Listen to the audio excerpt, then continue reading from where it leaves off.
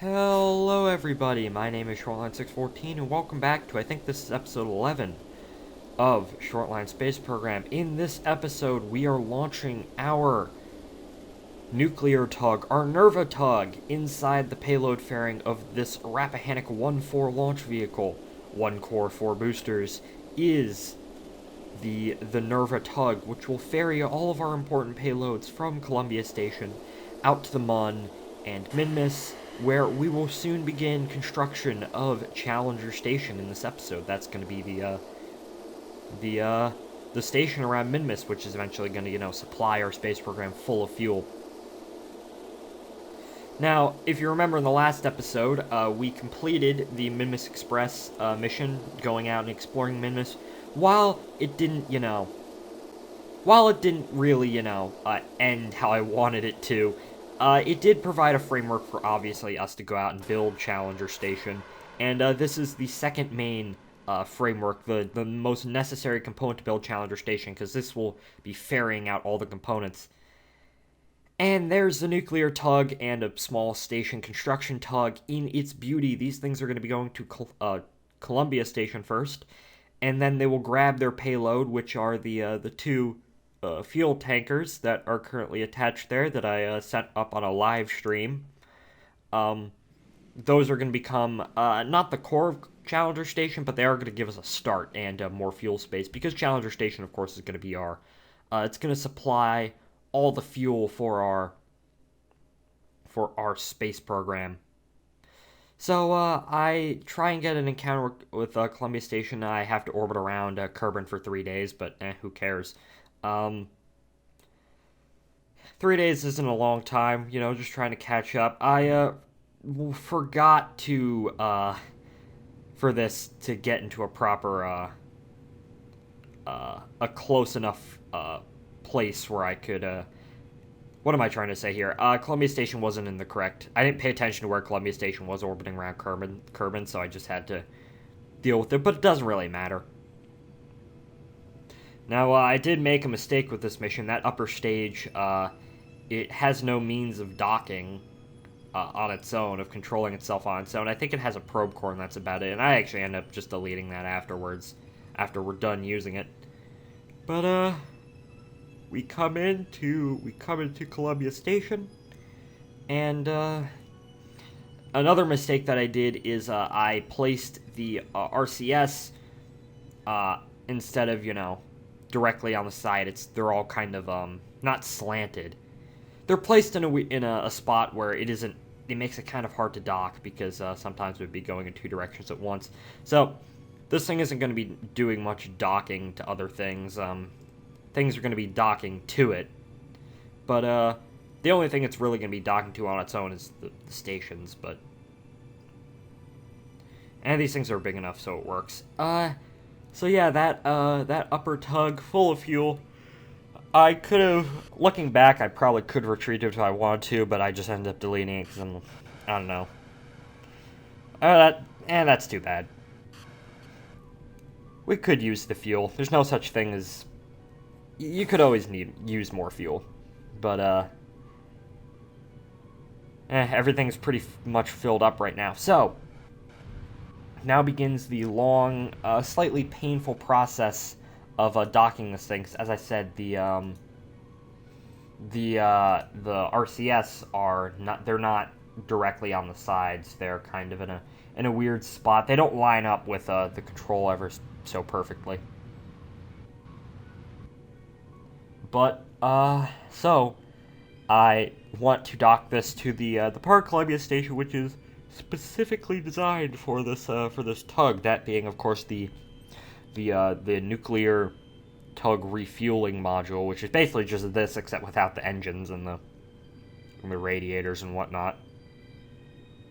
And as you can see up there, those two fuel tankers that are docked, that is going to be our payload, so we can begin Challenger Station out at Minmus. Now, eventually, I am going to be launching two truss segments, which are going to be the main bulk of Challenger Station. But for now, Challenger Station is going to look very similar to Columbia Station, but it is going to be different. There isn't going to be a lot. It's mostly for fuel.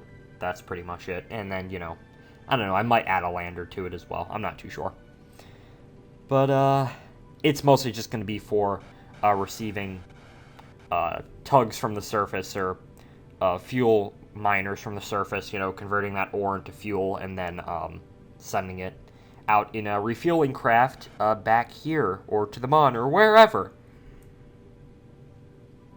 So I do come in close to the station. I do manage to dock. That looked a lot. That was actually a lot harder than it actually looked.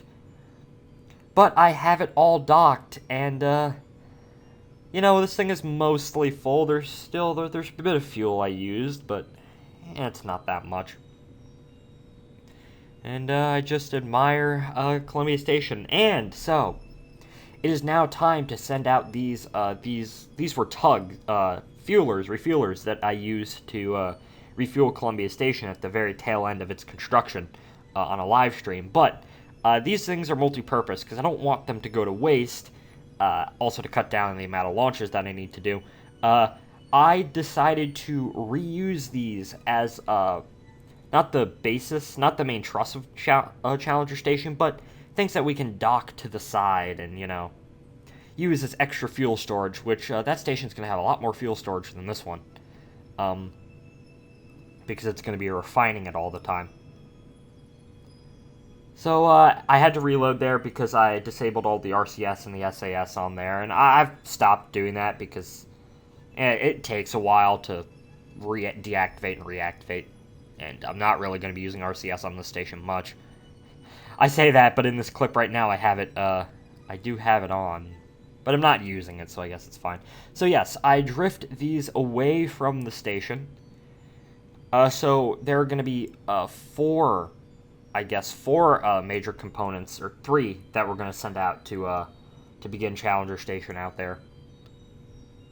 So I park these in kind of close. I park these close enough to Columbia Station, a place where they won't be able to hit.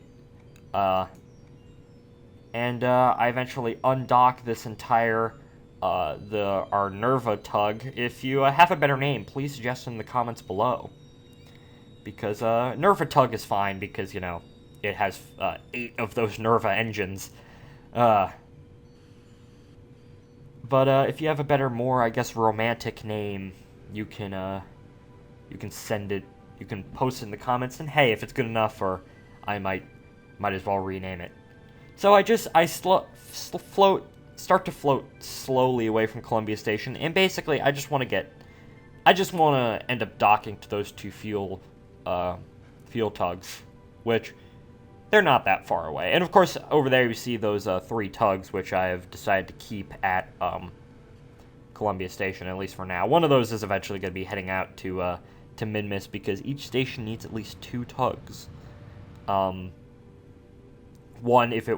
Each station I'm building, because eventually I'm going to build a Mun station, but that's probably going to be more geared towards crew than anything else, for I guess a future Mun colony maybe, but and exploring the Mun down there. What was my train of thought? Oh, I lost it. Oh, come on. But so yeah, these things eventually. I point these side to side, so it makes it easier to dock, so I really don't have to deal with the rotation. Oh yeah, that's what my train of thought was. We need at least 2 tugs on each station. One so it could do stuff in orbit around the body that it's orbiting. So we're gonna have 2 out for Minmus, and we are gonna have at least always two tugs. That way, so that one can fetch the other if it's doing out and doing a mission, in case if it ever runs out of fuel. Just a nice safety precaution that well, I've already had to use that once. Remember when we went and deployed those relay satellites? So yeah, I'm just coming up, and I'm just trying to dock to these tugs, and then we will be sending them out to Minmus. My current plans for Challenger Station is, and actually what I've done so far is, because I actually recorded this about 2 weeks ago, is I have 2 truss segments out there, I have 2 tugs out there, and I have these 2 refuelers. Eventually, I want to send up...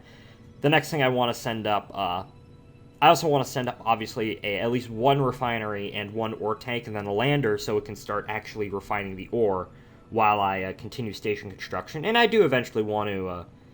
I do want to have a lander up there that can, drop down at various locations. I don't know if I'm going to have a base.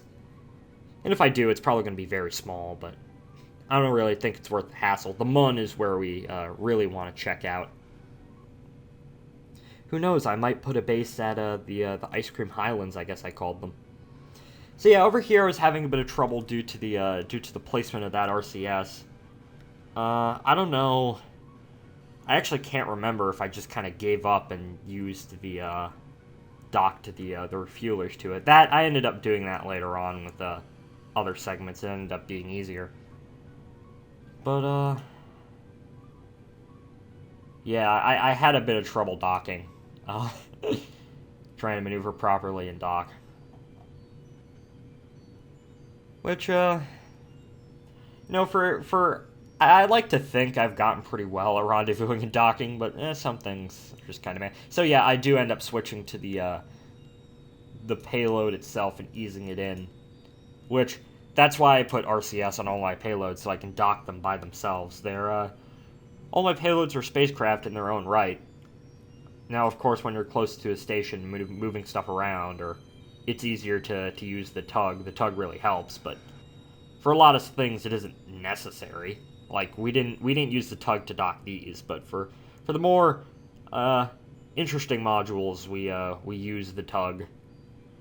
Well, I guess it's not really a tug. It's more of a construction vehicle, I guess, like I don't know.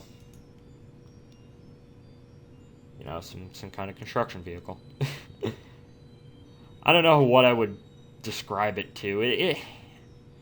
It's really all-purpose. That's what it is. It's an all-purpose space construction vehicle, and each station is going to have one of these. There we go. We are docked, and now I end up disabling cross-feed and, stuff like that so the fuel doesn't leak. There isn't any fuel in those tanks anyways. They're both empty, and we have about 2,500 meters a second of Delta V to get out to Minmus.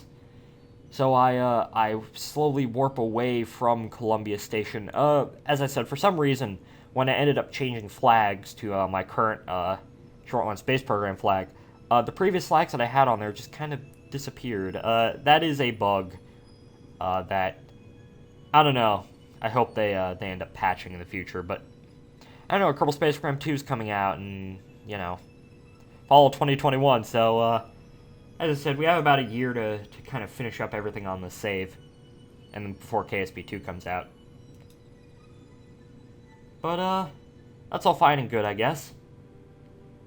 So I do manage to get a Minmus encounter, and it takes about 900 meters a second at Delta V. That should be nice. And I just try and warp to the maneuver node, and there's Columbia Station up there. Of course, in real life, you would want to be much further away.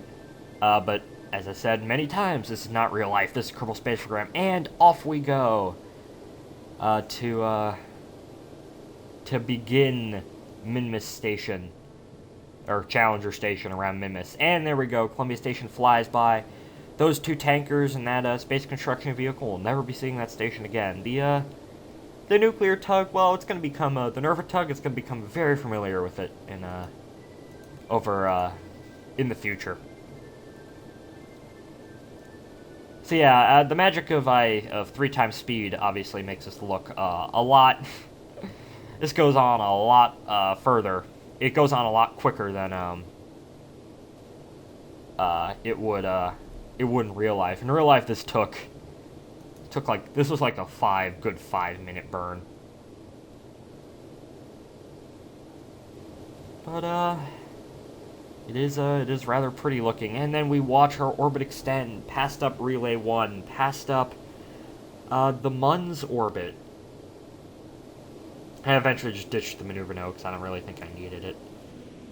A brief Mun encounter if we kept that speed, but of course we're going to be flying past the Mun, going all the way out to Minmus. There we go, we have an encounter.